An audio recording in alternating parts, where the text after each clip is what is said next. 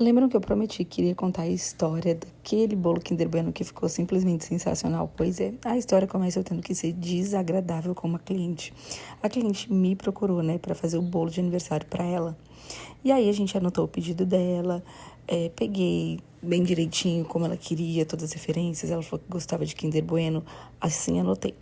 Só que logo depois, o irmão dela me mandou uma mensagem pedindo para que eu cancelasse o pedido dela e que anotasse o pedido dele, porque ele iria fazer uma surpresa para ela e queria que ela pensasse que não dava certo a gente fazer o bolo dela. Então, ela ficaria meio que chateada, só que depois ela iria gostar, né?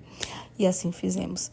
A gente teve que conversar com ela e meio que não deu muita atenção para o pedido dela, o que, assim, eu acho bem pior. Mas fizemos, né, conforme o irmão dela pediu. Eu comecei produzindo o nosso recheio, né, de Kinder Bueno, que tem essa camada de chocolate, que é toda a base de Nutella, e essa outra camada, que é aquela partezinha branca, sabe? Que lembra a parte branca do Kinder Bueno.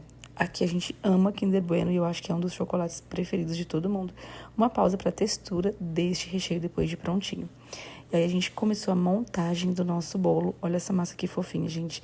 E aí molhei bastante, porque aqui a gente gosta de bolo bem molhadinho. Não sei como vocês gostam por aí, mas aqui a gente gosta bem molhadinho.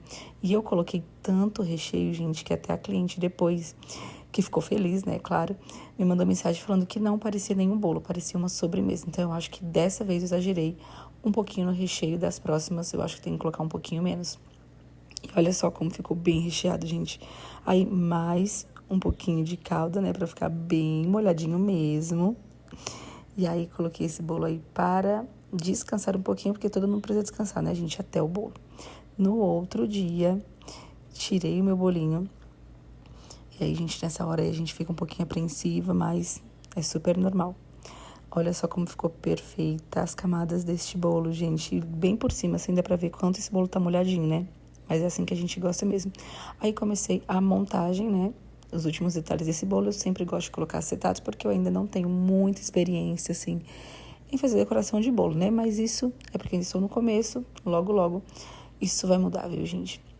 Aí eu finalizei aí, gente, com o nosso brigadeiro, que estava um pouquinho... tava no ponto de enrolar, sabe? Tava um pouquinho mais durinho, então foi difícil fazer esse trabalho do bico, então eu coloquei uns brigadeiros enrolados mesmo, com o nosso granulê de chocolate nobre branco e o preto.